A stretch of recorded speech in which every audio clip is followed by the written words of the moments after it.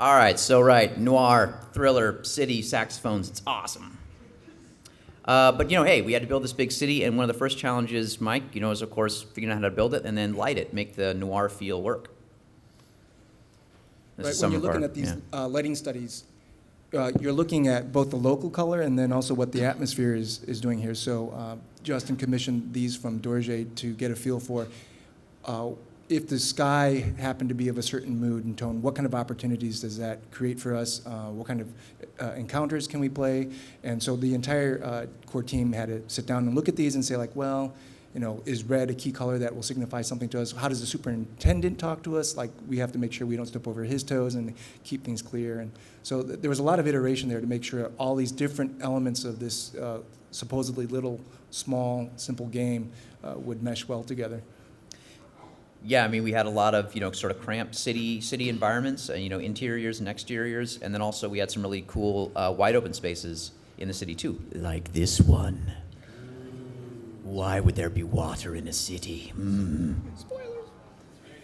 That's right. But moving on. If it rains through 3 hours of music, it gets a lot of rain. So this is awesome. This is how the shipping game looks. Yes. Like I said, black and white, film noir.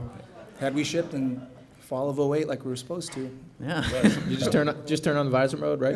Exactly. So Paul, this is the old mass out phase, right? What's mass out mean? Yeah, so basically we build geometry as quickly as we can. We keep it low res so it's flexible for us to change frequently, right, Mike? That's right. At that point, we're actually just going back and forth between art and design to see, are the proportions right? Can characters jump and do interesting things? But as a player, and then once we get that approved, we go to the next step. Yep. Here, Steve Chong has done a paint over of that mass out. And so this only takes like 2 days to go from what you saw before that to in-game like this. It's awesome. Yeah, after you go from vacation, you come back. Yeah, like it could feel like 2 days. But so now we're in the architecting phase, and what the same artist who had produced the mass out has done, in this case it was Cameron Pinard, he has changed the proportions of the doors so that it's more believable. It was kind of misleading in the concept. It was way too big. It was like 30 feet tall. We simplified the floor space because we found out, well, the player can move around and do cool things, but characters, and there were lots of characters planned for these encounter spaces, could not navigate. And you should apologize to Lars for that, by the way. Yeah, that was my fault. Lars, this is actually your mission, right? This is my mission. It's actually cool to see the different stages because early on, like if we go back a second, and when you look at the first, that's exactly what it looked like. And we had to figure out kind of where we were going to place cover and everything. And I hand it to Cameron. I don't know if he's in the room right now, but he did awesome work because I basically took these gray boxes and placed them in all these different locations where we needed cover, made the places really fun to fight and move around in. And then basically the artists take this really crappy looking thing with a bunch of boxes and make it look cool. So like that. Yeah, this is the final product with the visor mode turned on. So yeah, we're not going to tell you where this is in the game because we don't want to ruin anything for you. It's late in the game. It's a spoiler-free presentation, kind of, sort of. I think I read on the internet that's the way to Chinatown. Chinatown. Yeah. All right. But, the city wasn't just all, dark corridors and stuff. We really wanted to create a living, breathing place, and that meant, coming up with some things like signage, for example, to put on shops and stuff to really give you a slice of life, what the people did during the day in the city. You can't probably see it up on this screen, but there's some pretty funny stuff if you wander around the city and check out all the signs. It's especially important to battle test your battle rifle for home protection. That's very important. Wait, so Joe, does that mean the battle rifle is, in fact, available on ODST? Well, I'll let Paul handle that question. And Paul fixed the spread, I think, on that. Paul doesn't like you guys. Yeah, Paul fixed the battle rifle spread in ODST by cutting it from the game. But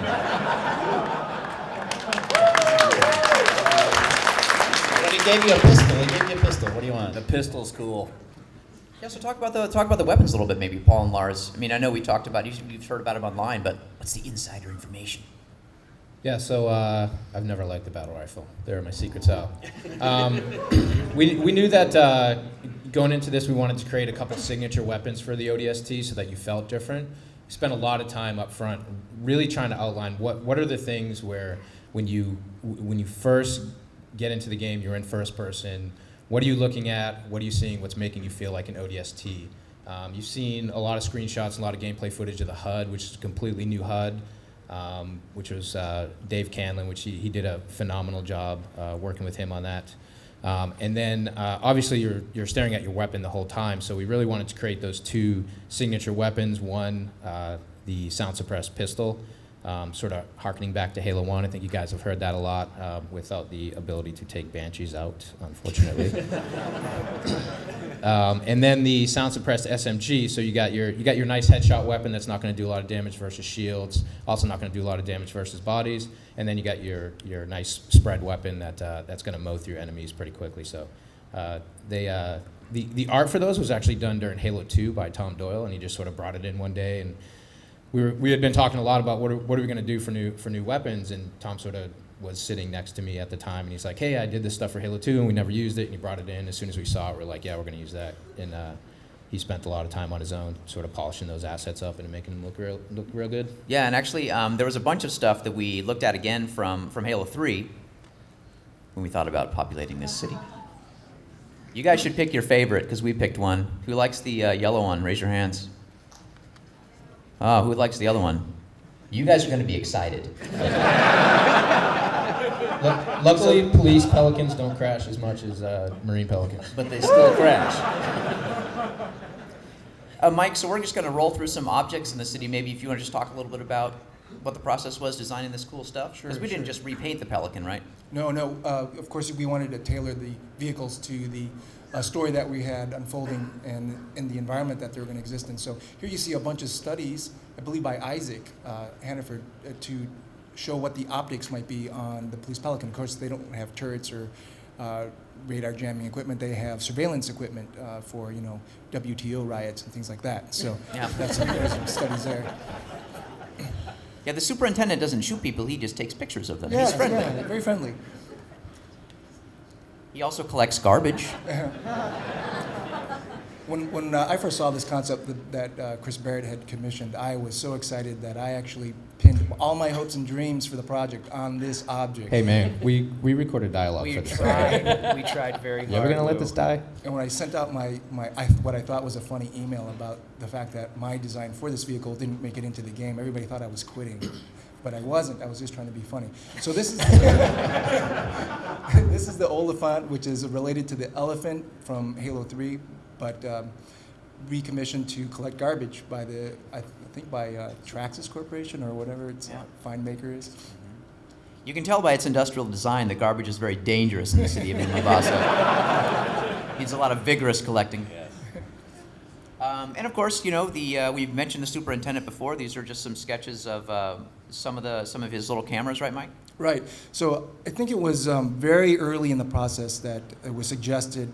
I think Justin may have even had some of these ideas about it would be cool to have an augment to your character similar to Cortana, but it would be like security cameras in the city, and then you just ran with it and you created the superintendent out of that initial idea. And so yeah, it was a lot of fun to think about all the ways. I mean, we started out with like a strip mall store style camera, right? That had a little cable attached to it, and it just and then that would be your superintendent, and he'd talk to you, and to more sophisticated objects like this.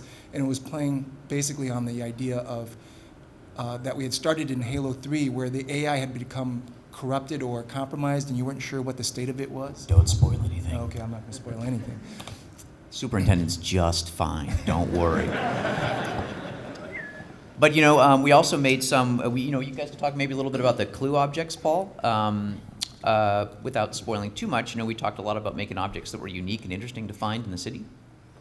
Yeah, I think going back to the detective story, once we realized that's where we were heading and really pushed in that direction, solving the mystery requires finding some clues.